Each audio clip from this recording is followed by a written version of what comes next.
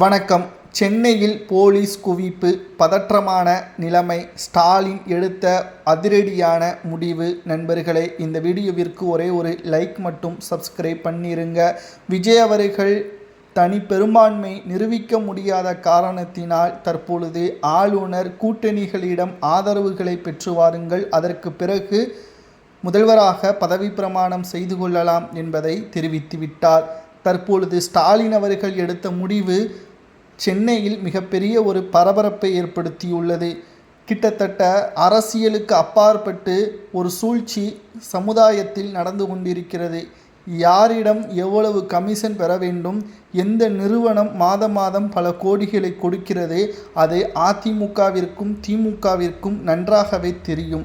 விஜய் அவர்கள் புதிதாக ஆட்சி அதிகாரத்திற்கு வருவதால் ஒட்டுமொத்த தமிழ்நாட்டில் இருக்கக்கூடிய நிறுவனங்களும் இடைத்தரகர்களும் தற்பொழுது ஸ்டாலின் அவர்களால் மிரட்டப்படுவதாகவும், தாவேகா ஆட்சிக்கு வந்தாலுமே எங்களுக்குத்தான் அந்த கமிஷன் தர வேண்டும், இல்லை என்றால் மிகப்பெரிய ஒரு நடவடிக்கை, ஆட்சியை கவிழ்க்கக்கூடிய பொறுப்பில் நாங்கள்தான் இருக்கிறோம் என்பதை மறைமுகமாகவும் நேரடியாகவும் எச்சரிக்கைகளை கொடுத்துள்ளனர் ஸ்டாலின் தரப்பினர்கள். தற்பொழுது ஆளுநர் கூறியுள்ள வார்த்தை, விஜய் அவர்கள் தனி பெரும்பான்மையை நிரூபிக்க முடியாத காரணத்தினால் 4 நாட்கள் நேரம் ஒதுக்கப்பட்டுள்ளது.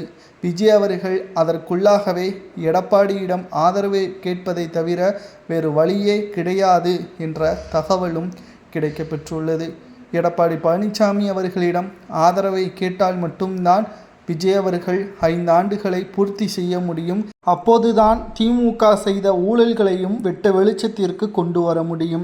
விஜய் அவர்களுக்கு வேறு வழியே கிடையாது. எதிர்க்கட்சியாக திமுக இருந்தால் தமிழகம் எந்த மாதிரியான ஒரு சூழலை கையாளும் என்பது நன்றாகவே அனைவருக்கும் தெரியும். தற்பொழுது திமுகவை விட மிகப்பெரிய ஒரு சிக்கலில் தற்பொழுது விஜய் அவர்கள் மாட்டிக்கொண்டுள்ளார்.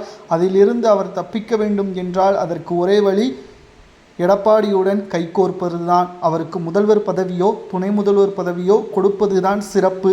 இல்லை என்றால் திமுகவின் வலையில் சிக்கிக்கொள்வார். மெஜாரிட்டி 118, ஆனால் 120ற்கு மேற்பட்ட எம்எல்ஏக்கள் கைவசம் இருந்தால்தான் எந்த ஒரு சிக்கலும் இல்லாமல் 5 ஆண்டுகளை பூர்த்தி செய்ய முடியும்.